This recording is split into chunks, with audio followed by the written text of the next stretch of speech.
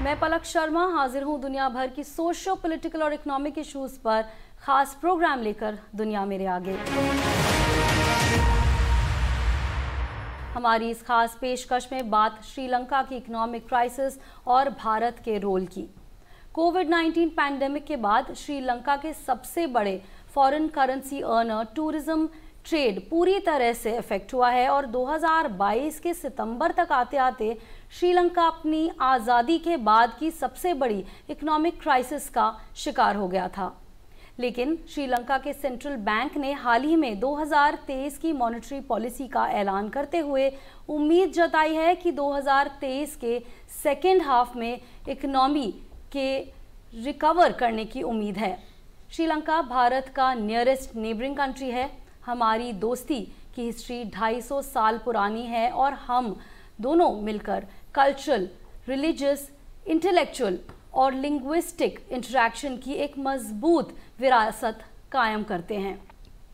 हाल के बरसों में हमारे रिश्ते और ज़्यादा मजबूत हुए हैं। हमने अपनी नेबरहुड फर्स्ट की पॉलिसी के तहत हर तरह से श्रीलंका क्राइसिस से निकालने की कोशिश की है।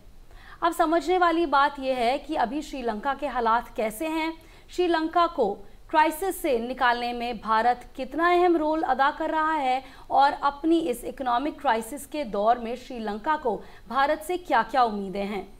इसी पर बात करने के लिए हमारे साथ स्टूडियो में मौजूद हैं खास मेहमान एम्बेसडर वीरेंद्र गुप्ता, प्रोफेसर संजय भारद्वाज और MPIDSA में एसोसिएट फेलो गुलबीन सुल्ताना जी। आप तीनों का हमारे इस प्रोग्राम में खास वेलकम है। सबसे पहले एम्बेसडर गुप्ता, मैं आपसे शुरू करना चाहूँगी। भारत ने एक बहुत इंपॉर्टेंट रोल निभाया है श्रीलंका को एक बड़े क्राइसिस से निकालने में, जो बहुत जल्दी आया और बहुत जल्दी श्रीलंका को मदद भी मिली। सबसे पहले तो एक ओवरव्यू आपसे जानना चाहेंगे कि इस वक्त जो सिचुएशन है, जो भारत का रोल है, उसके बारे में आप क्या कहेंगे? देखिए, भारत के रोल को श्रीलंका ने भी सराहा है। उनके विदेश मंत्री ने ऐसा कहा है कि जो इंडिया की मदद हुई वो बाकी सारे देशों से भी ज़्यादा, कुल मिला के भी ज़्यादा रही। तो इंडिया की तरफ से जो भी बन पाया, जिस तरह से मदद हो पाई, करीब $4 बिलियन की लाइंस ऑफ क्रेडिट दी गई, उसमें एसेंशियल कमोडिटीज़। आफ्टर ऑल, जब क्राइसिस की सिचुएशन आई थी श्रीलंका में, तो फ्यूल के लिए बड़ी शॉर्टेज थी और लंबी लंबी लाइनें थीं, फूड शॉर्टेज। तो इन सब चीज़ों की इंतज़ामात इंडिया की तरफ से हुए और डेवलपमेंट असिस्टेंस, बहुत सारे प्रोजेक्ट्स। तो ये सब क्यों करा गया? हमें किसी से ये नहीं है कि हम किसी से कंपटीशन कर रहे हैं। ऐसा सुनने में आता है कि चाइना का बढ़ता हुआ वहाँ पे इन्फ्लुएंस और उसको हमको काउंटर करना है, ऐसी कोई बात नहीं है। क्योंकि हमारे श्रीलंका के साथ एक यूनिक एंड स्पेशल रिलेशनशिप है, कल्चरल रिलेशनशिप है। हज़ारों सालों से श्रीलंका से हम जुड़े हुए हैं और श्रीलंका हमारा नेबर है। तो मोदी जी ने बड़े साफ लफ्ज़ों में इसको आर्टिकुलेट किया है कि नेबरहुड फर्स्ट।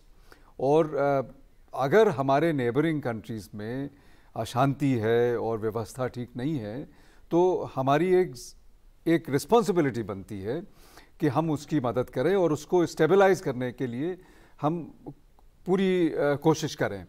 तो उसी के तहत में हमने मदद करी है और खुशी की बात यह है कि वहाँ पे अब उम्मीद की किरण नज़र आ रही है।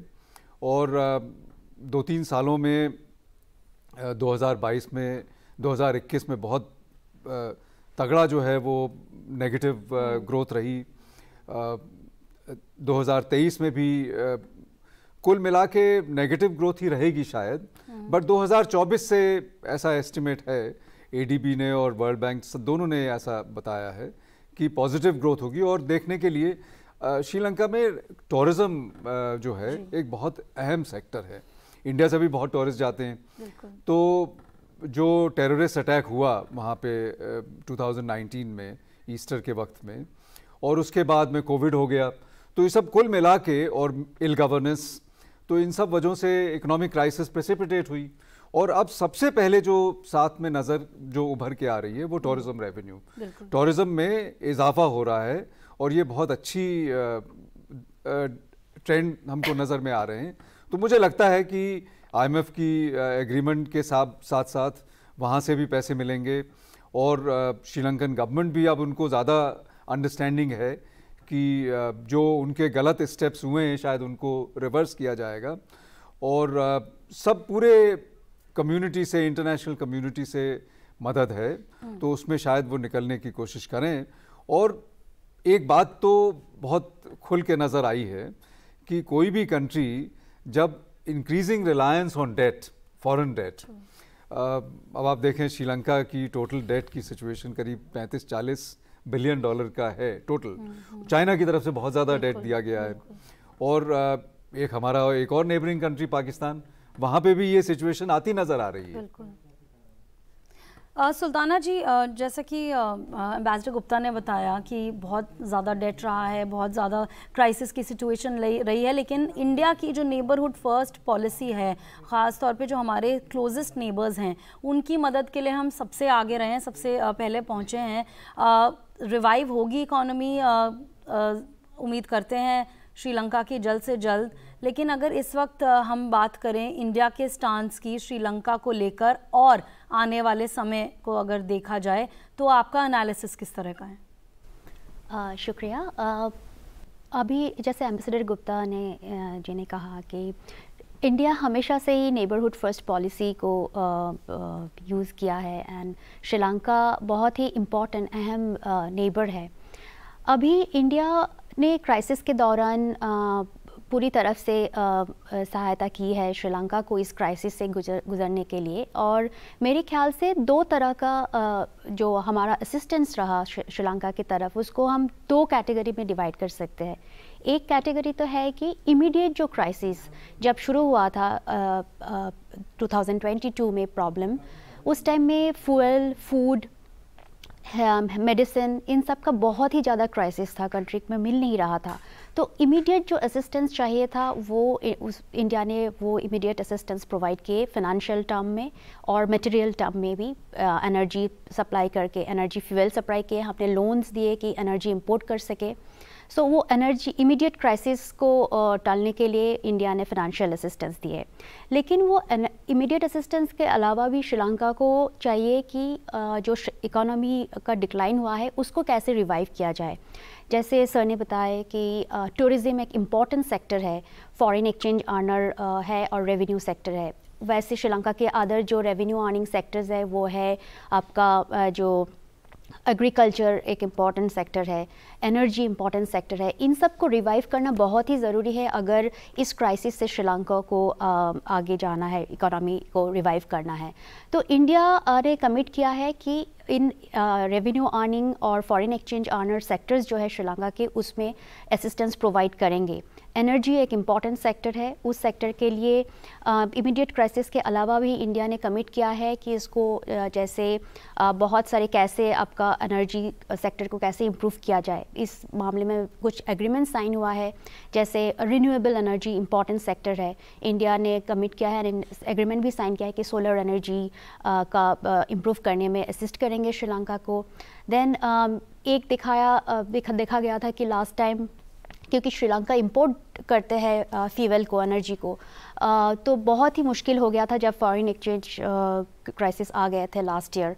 तो श्रीलंका के पास कुछ टैंक्स पड़े हुए हैं वहाँ पे जो सेकेंड वर्ल्ड वॉर के टाइम में ही बना गया था, ट्रिंकोमाली ऑयल टैंक फार्म बोलते हैं। इंडिया के साथ एग्रीमेंट साइन किया हुआ गया है उस टैंक्स को रिवाइव करने के लिए, मॉडर्नाइज करने के लिए कि उनको इस्तेमाल किया जाए, बट अभी नहीं हुआ।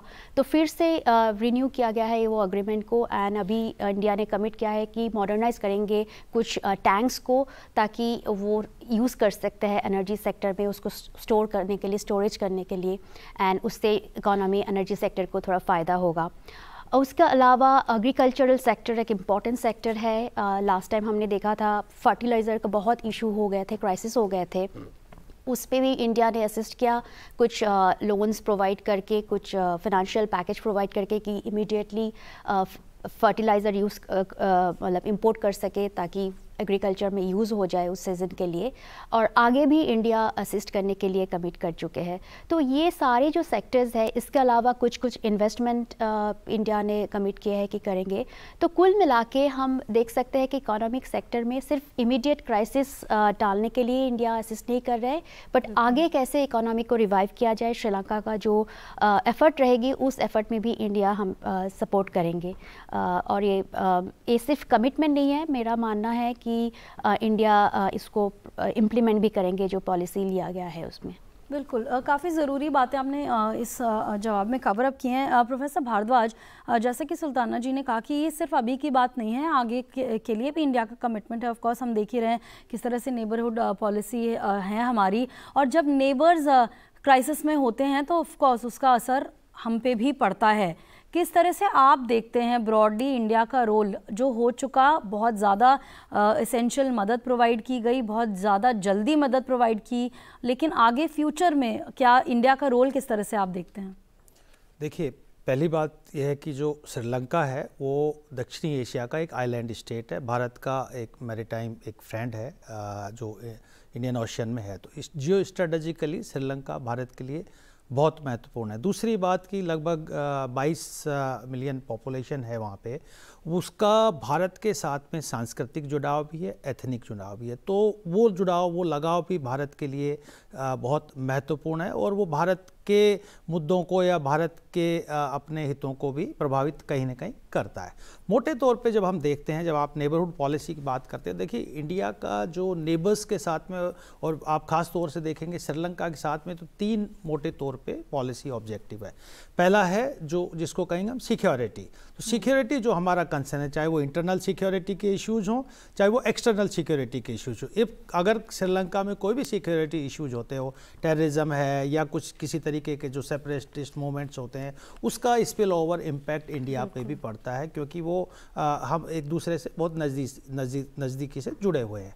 दूसरा जो एक्सटर्नल सिक्योरिटी इश्यूज है कि जिस तरीके की भी जो एक्स्ट्रा रीजनल पावर्स की एक्टिविटीज़ श्रीलंका में होती है, तो भारत के लिए कंसर्न होता है। चाहे वो कोल्ड वार के दौरान सुपर पावर लाइक अमेरिका वहाँ पे थे, तो या आज के दिन आप कहिए कि चाइना के कोई भी किसी भी तरीके के एग्रीमेंट्स, डेवलपमेंट्स या कोई और इंफ्रास्ट्रक्चर डेवलपमेंट प्रोजेक्ट्स होते हैं, तो भारत के लिए एक चिंता का एक विषय होता है, एक सोच का विषय होता है कि ये कैसे हमारी सिक्योरिटी को इफेक्ट करता है। दूसरा जो ऑब्जेक्टिव है वो बहुत महत्वपूर्ण है, इकोनॉमिक डेवलपमेंट, कि हम चाहते हैं कि जो हमारा इकोनॉमिक डेवलपमेंट है उसमें, उस डेवलपमेंट में नेबरिंग कंट्रीज भी जुड़े, या भारत का जो इकोनॉमिक ग्रोथ का जो लेवरेज है वो पड़ोसी देशों को भी उसका फ़ायदा हो, और पड़ोसी देशों के साथ हम कैसे अच्छे आर्थिक संबंध मजबूत कर सकते हैं, वो एक महत्वपूर्ण पक्ष है। चूँकि श्रीलंका आर्थिक क्राइसिस में था, आप वहाँ पे फूड क्राइसिस था, वहाँ पे फ्यूल क्राइसिस था, मेडिसिन क्राइसिस था,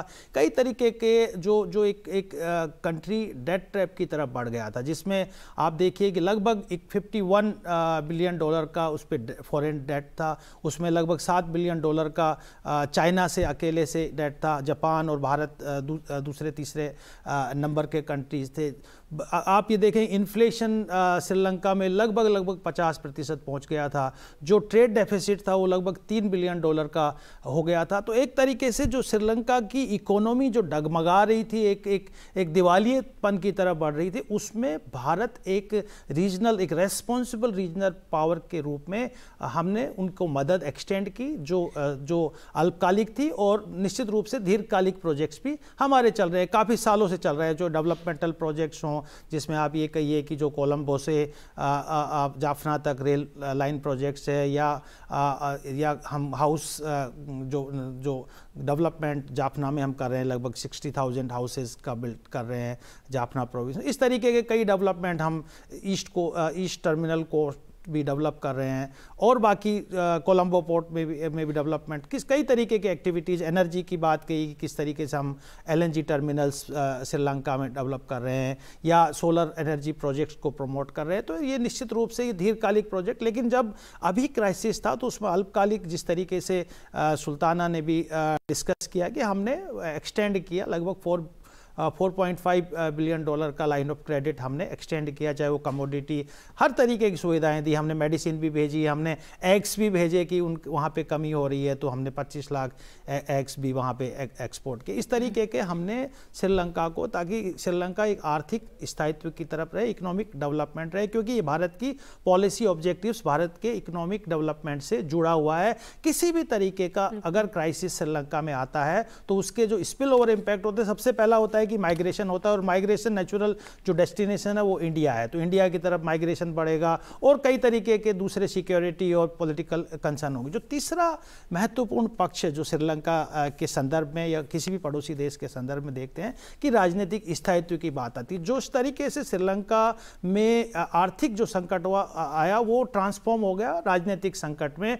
और एक तरीके से एक कू हो गया, पीपल्स कू हो गया राजपाक्से ब्रदर्स का, जो एक तरीके का नेपोटिज्म, करप्शन, हर तरीके के एलिगेशंस राजपाक्से ब्रदर्स पे रहते, चाहे महिंदा राजपाक्से हो या उनके ब्रदर, हर तरीके के उन पे एलिगेशंस हुए, और उन्होंने एक तरीके से अपना फैमिली बिजनेस करके श्रीलंका की इकोनॉमिकली उनको ज़्यादा रेस्पॉन्सिबल, तो जनता ने कू कर दिया। तो उसमें भी भारत ने कहा कि we are with the people of Sri Lanka, हम श्रीलंका की जनता के साथ हैं, हम राजनीतिक स्थायित्व को चाहते हैं, क्योंकि अगर श्रीलंका में राजनीतिक अस्थायित्व होता है तो उसमें एक्स्ट्रा रीजनल पावर एक्टिव होती है, और कई तरीके के जो अलगाववादी तत्व है वो भी श्रीलंका में मजबूत होते हैं, और वो अस्थायित्व भारत के हितों पर भी प्रभाव डालते। तो हमने एक सकारात्मक, एक डेमोक्रेटिक रीजनल पावर की तरह बिहेव करते हुए श्रीलंका में राजनीतिक स्थायित्व के लिए वहाँ के जनता का साथ दिया कि एक स्थायित्व हो और एक पीसफुल ट्रांसफॉर्मेशन हो।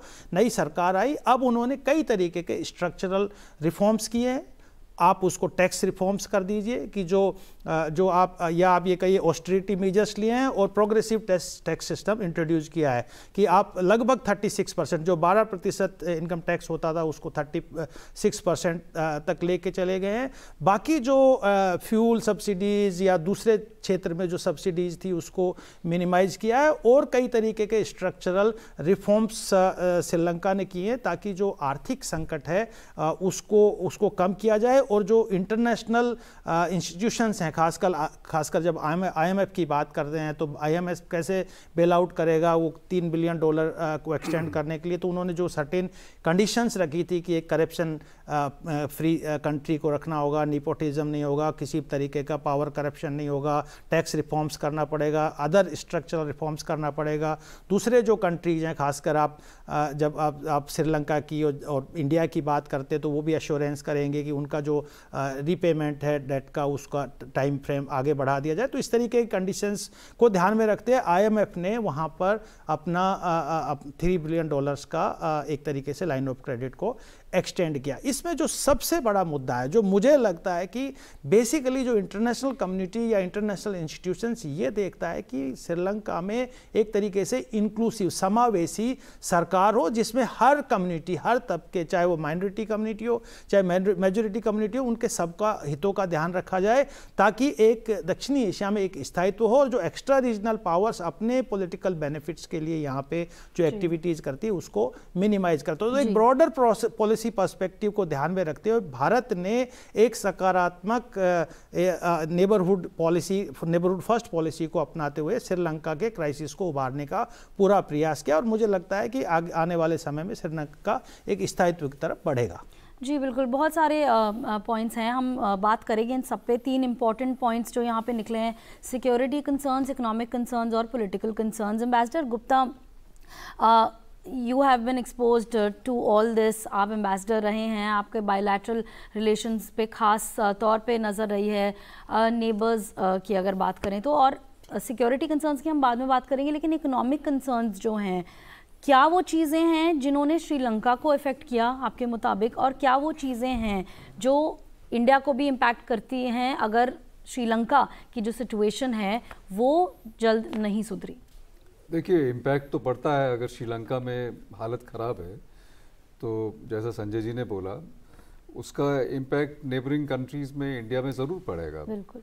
और एक श्रीलंका में एक स्पाइरलिंग डेवलपमेंट्स हुए। वो जो 2019 का अटैक था ईस्टर वाला, उससे बहुत तबाही हुई और इमीडिएटली उनकी ये सोचना पड़ेगा कि फॉरेन एक्सचेंज रेवेन्यू जो है, tourism was a big sector, तो कैंसिलेशन होने लगे और संभल भी नहीं पाए थे तो कोविड हो गई। बिल्कुल। तो ऐसी सिचुएशन में और फिर गवर्नमेंट ने टैक्स काटने शुरू कर दिए। वैसे भी टैक्स का वहाँ पे जो रेट्स थे काफ़ी कम थे, उसके बाद में भी उन्होंने टैक्स काट दिए, तो उससे रेवेन्यू ख़त्म हो गया। और जब एक दफ़ा फॉरेन एक्सचेंज की डिप्लीशन होने लगी, ट्रेड डेफिसिट बढ़ने लगा, तो क्राइसिस सिचुएशन में आ गए और हर तरीके से एक को चीज़ के दूसरी तरफ से आगे बढ़ने लगा। एक और समस्या है जो कि बहुत पुरानी समस्या है, क्रॉनिक प्रॉब्लम है श्रीलंका में, और इंडिया ने कई बार उठाई है जी।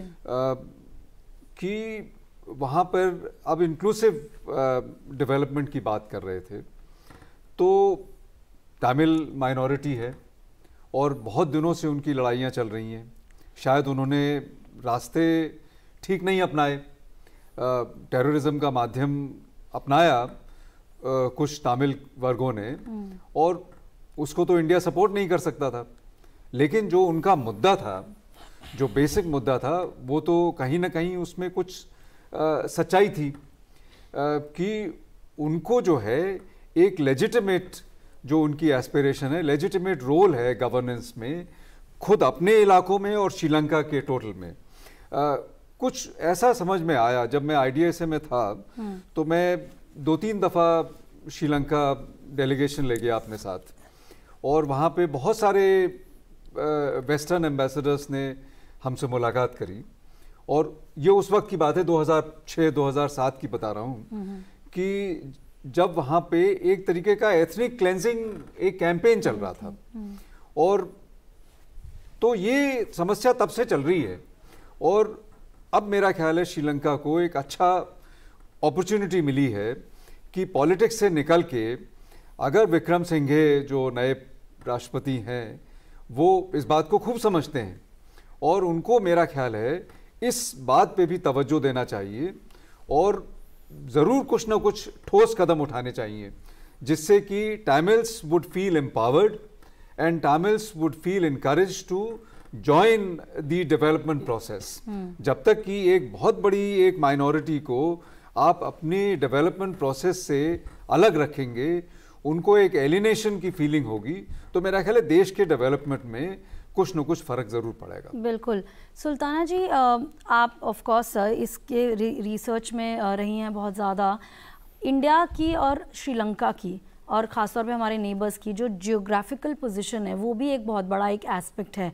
श्रीलंका हमारे ना सिर्फ नेबर के तौर पे इम्पॉर्टेंट है, बल्कि उसका जो जियोग्राफिकल लोकेशन है दूसरे नेबर्स के साथ या और भी जो आसपास की कंट्रीज़ हैं उनके मद्देनज़र, उसका भी एक इम्पैक्ट इंडिया पे पड़ता है। और अगर श्रीलंका की जो सिचुएशन है उससे इंडिया ने मदद तो बहुत ज़्यादा की है, लेकिन उसको अगर उभर नहीं पाया श्रीलंका, तो उसका भी इम्पैक्ट इंडिया पे पड़ता है। अगर हम जियो पॉलिटिक्स की बात करें, अगर हम जियोग्राफिकल लोकेशंस की बात करें और इंडिया इम्पैक्ट की बात करें, तो आपका क्या मानना है?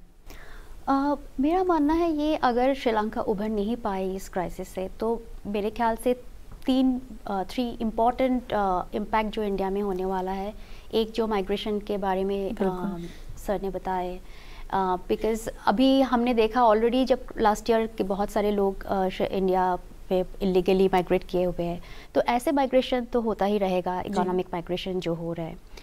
दूसरी है जो प्रॉब्लम है वहाँ पे है जो सिक्योरिटी इश्यूज़, बिकॉज़ जब इकोनॉमिक क्राइसिस ऐसे होते रहेंगे, क्राइम्स बढ़ जाएंगे वहाँ पे। नॉट ओनली जो डोमेस्टिक ऐसे क्रिमिनल गैंग से नहीं बढ़ेंगे, क्योंकि पॉवर्टी जब वहाँ पे बढ़ जाएगा तो क्या होगा, एक फर्टाइल ग्राउंड बन जाएगा वो एक टेररिज्म रिक्रूट करने के लिए। हम सबको पता है कि इंटरनेशनल टेररिज्म फर्टाइल ग्राउंड ढूंढते हैं कि कहाँ से रिक्रूट किया जाए, और ऐसे बहुत सारे नॉन स्टेट एक्टर्स हैं और इवन स्टेट एक्टर्स भी है, शायद इसका मौका लेके इंडिया को अटैक करने का कुछ इंडिया को सिक्योरिटी इम्पैक्ट करने की कोशिश कर सकते हैं। ऐसे सिचुएशन भी आ सकते हैं अगर सुधर नहीं जाए, लोग पॉवर्टी में चले जाए, एक फर्टाइल ग्राउंड बन जाएगा, तो अगर टेररिज्म वगैरह इश्यूज अगर वहाँ पे ज़्यादा होने लगेंगे तो उसका सिक्योरिटी का जो इम्पैक्ट है वो बहुत ज़्यादा होगा इंडिया का। लेकिन जियोपॉलिटिकल इम्पैक्ट की अगर हम हाँ, बात मैं करें, उसमें आ रही हूँ। थर्ड जो पॉइंट है, जी। ऐसे अगर ये तो सिक्योरिटी इशू हो गया, इकोनॉमिक माइग्रेशन मैंने बोला, सिक्योरिटी हो गया, और थर्ड जो है जब ऐसे इकोनॉमिक इंस्टेबिलिटी हो जाएंगे एंड इकोनॉमिक, हमने देखा है लास्ट ईयर इकोनॉमिक प्रॉब्लम तक ही वो सीमित नहीं रही, इकोनॉमी प्रॉब्लम की वजह से पॉलिटिकल प्रॉब्लम्स आ गए वहाँ पे, और जैसे ही ऐसे पॉलिटिकल इंस्टेबिलिटी आ जाएंगे तो क्या होगा, बहुत सारे कंट्रीज़, बिकॉज श्रीलंका एक आइलैंड कंट्री है, स्ट्रेटेजिकली बहुत इंपॉर्टेंट कंट्री है, और इंडियन ओशन के लिए जो बिग पावर्स है और इंटरेस्टेड पावर्स है जो चाहते हैं कि हम इंडियन ओशन रीजन में इन्फ्लुएंस करें, तो वो लोग चाहेंगे कि कैसे through small countries, small island countries को थ्रू इन्फ्लुएंस बढ़ाया जाए। तो ये पॉलिटिकल इंस्टेबिलिटी, इकोनॉमिक इंस्टेबिलिटी एक मौका देंगे जो ऐसे बिगर पावर्स है उनको इन्फ्लुएंस करने के लिए, और ये सब कंट्रीज़ जो बहुत सारे इंडिया के साथ बहुत सारे फ्रेंडली नहीं है और इंडिया के इंटरेस्ट के लिए सही नहीं है, ऐसे कंट्रीज़ अगर इन्फ्लुएंस बढ़ाने लगे यहाँ पे श्रीलंका पे, तो डेफिनेटली वो इंडिया के लिए वो सही नहीं रहेगा। तो इसीलिए मुझे लगता है ये अच्छा कदम है कि जो इकोनॉमिक क्राइसिस के टाइम इंडिया ने बहुत कोशिश की कि श्रीलंका को असिस्ट किया जाए। इनफैक्ट बहुत सारे लोगों ने सोशल मीडिया में ये भी क्वेश्चन लास्ट ईयर उठाए थे कि हम क्यों कर रहे हैं, बिकॉज बहुत सारे मामले में बहुत सारे प्रोजेक्ट्स इंडिया के श्रीलंका गवर्नमेंट, प्रीवियस जो गवर्नमेंट थे वो लोग कैंसिल कर चुके हैं, चाइना के करीब है, तो हम क्यों उनको सपोर्ट करें क्योंकि ये लोन्स फिर दूसरे को देंगे। लेकिन मुझे लगता है ये सब आर्गूमेंट सही नहीं है, क्योंकि इंडिया को एक एक्टिव स्टेप लेना चाहिए, श्रीलंका में एंगेज रहना चाहिए, श्रीलंका का प्रॉब्लम्स रिजॉल्व हो, ताकि जो बाकी कंट्री का इन्फ्लुएंस ज़्यादा बढ़ ना पाए, और हम मतलब इसको एक पॉजिटिव वे में हम कैसे इस इन्फ्लुएंस को रोके, वो है हम जितना एंगेज रहेंगे, जितना पॉजिटिवली हम असिस्ट करेंगे श्रीलंका को इस क्राइसिस, इकोनॉमिक, पॉलिटिकल जो भी क्राइसिस है, अदर सिक्योरिटी क्राइसिस, उसमें असिस्ट करके उससे उभर आए श्रीलंका, इसका कोशिश हमें करते रहना चाहिए, बिकॉज ये बहुत ही ज़रूरी है इंडिया के खुद के नेशनल इंटरेस्ट, खुद के सिक्योरिटी इंटरेस्ट के लिए। इसी के साथ हमारे ख़ास प्रोग्राम में फ़िलहाल इतना ही। आप अपनी राय और सजेशंस हमें ईमेल आईडी पर भेज सकते हैं। इसके लिए हमारा ईमेल आईडी है ddurduspecials@gmail.com। आप सभी को शुक्रिया और हमारी टीम को भी इसी के साथ दीजिए इजाज़त। आदाब।